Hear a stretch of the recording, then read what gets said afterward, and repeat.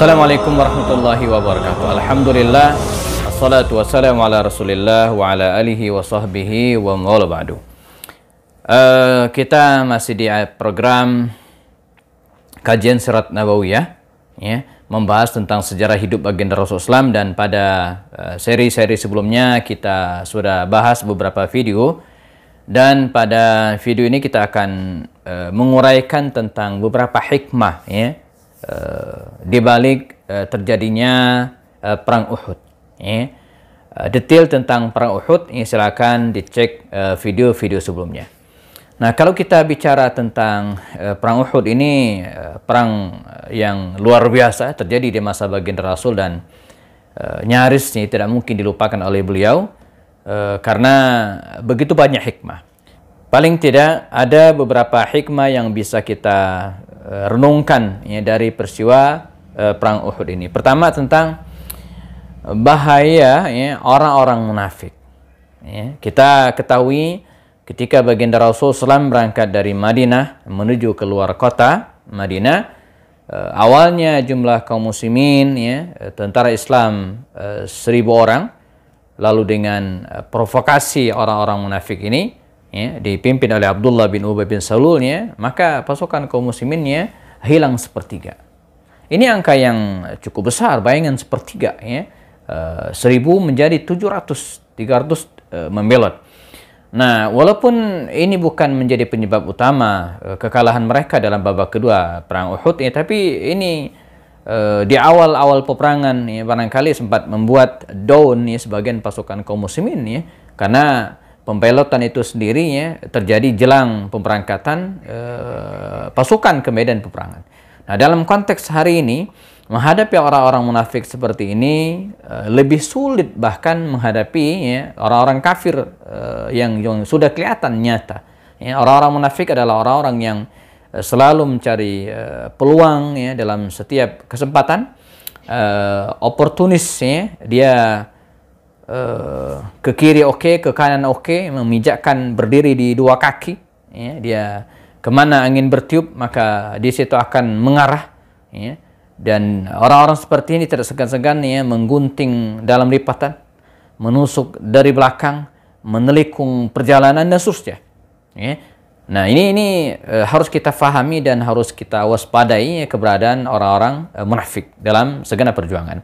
Kemudian hikmah yang kedua, ya, kita lihat tentang kecanggihan, ya, strategi Rasul SAW, ya.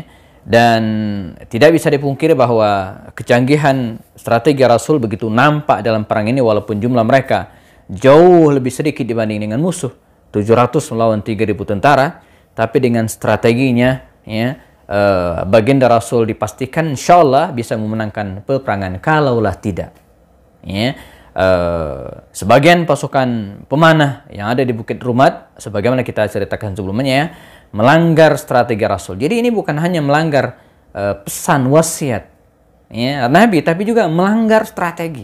Jadi strategi yang sudah disepakati begini, tiba-tiba dia, ya, membelot dan kemudian tidak mengindahkan, mengabaikan, ya, strategi itu. Dan apa yang kemudian terjadi?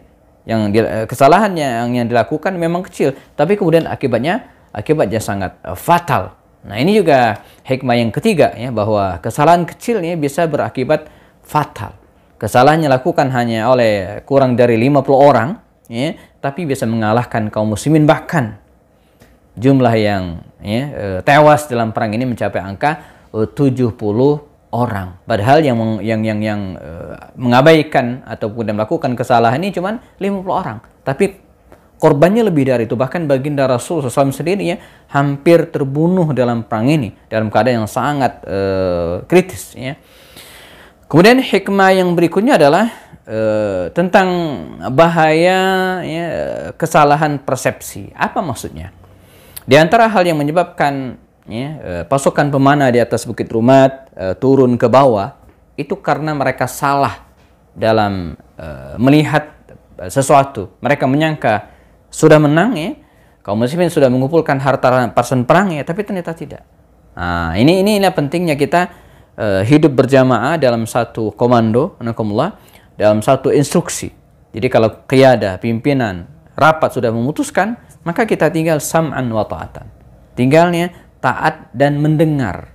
Ya, karena ketaatan seorang atau al-junud, ya, ketaatan al-a'dha, ya, anggota terhadap al-qiyadah, terhadap pimpinan itu ya, penting, ya. Dan ada sebuah ungkapan mengatakan bahwa jangan berharap peradaban akan tegak, ya, kalau rakyat sudah tidak taat lagi kepada pemimpinnya. Dan jangan berharap, ya, rumah tangga akan sukses, ya, kalau anggota keluarganya tidak taat kepada pimpinan keluarga, dalam hal ini ayah. Ya, nah, ketidaktaatan ini bisa dua sisi.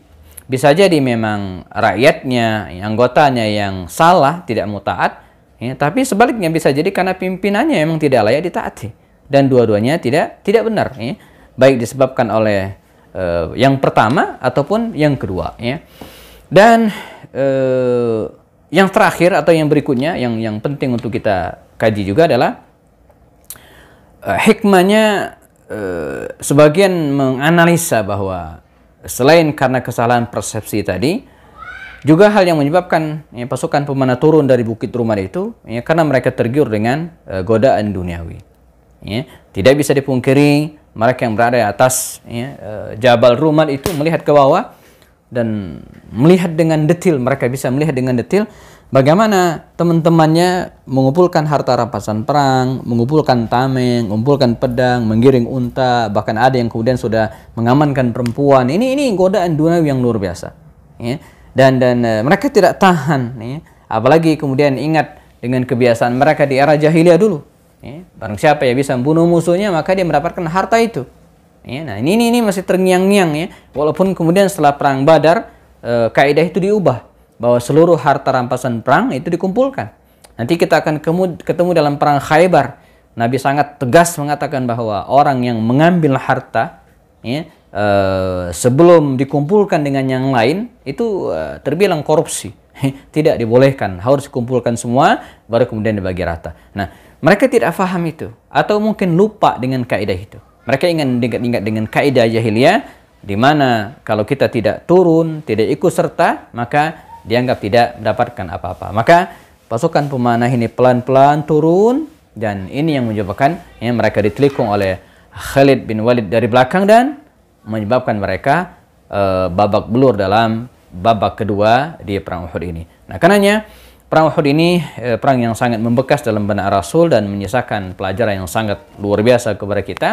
Pelajaran tentang bagaimana kita harus menjaga ketaatan kita kepada pemimpin, ya. Kita bicara juga, ya, tentang bagaimana menyamakan persepsi, gitu, ya, dalam menyikapi sebuah masalah, ya. Dan inilah pentingnya kita selalu melakukan koordinasi, pertemuan-pertemuan rutin, ya, di luar wabah pandemi ini, ya.